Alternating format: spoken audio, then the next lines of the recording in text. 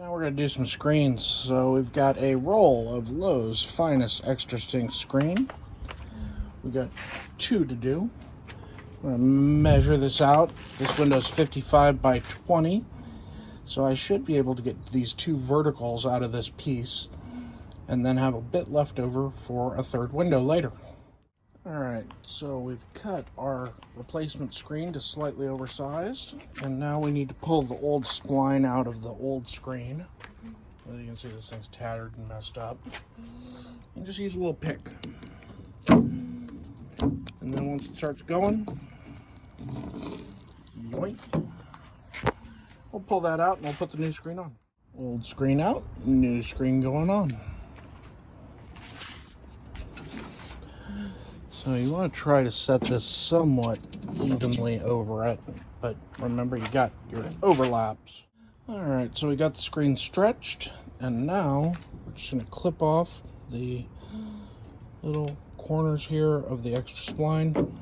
Not that I'm some expert on this, but the windows I've done, I tend to like to spline pretty tight. You see, we get that nice tiny tuck in the corner there. Now what we're going to do is we're just going to take our razor knife and we're going to go around the outside edge.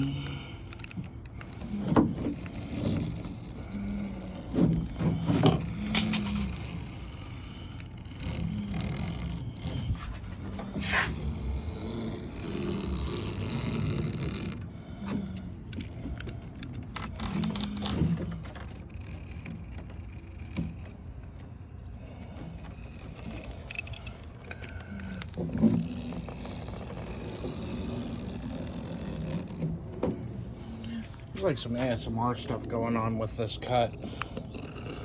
Sound that the screen makes.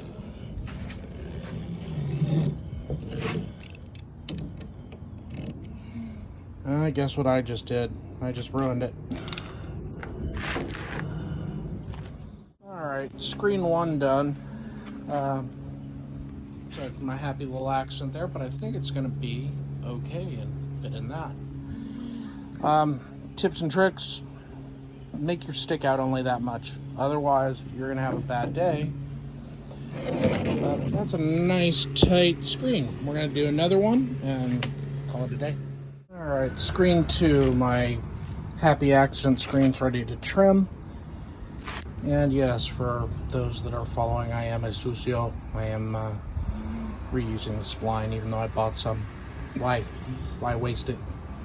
Alright, 2 windows done, ready to go back in, and I'm ready to go inside because I'm sweating like I owe the mob money out here. It's hot. Alright, so I popped this one in on the side of the house and it looks pretty good. I got a little bubbling, but I think that might go out with a little bit of time and heat, so we'll see.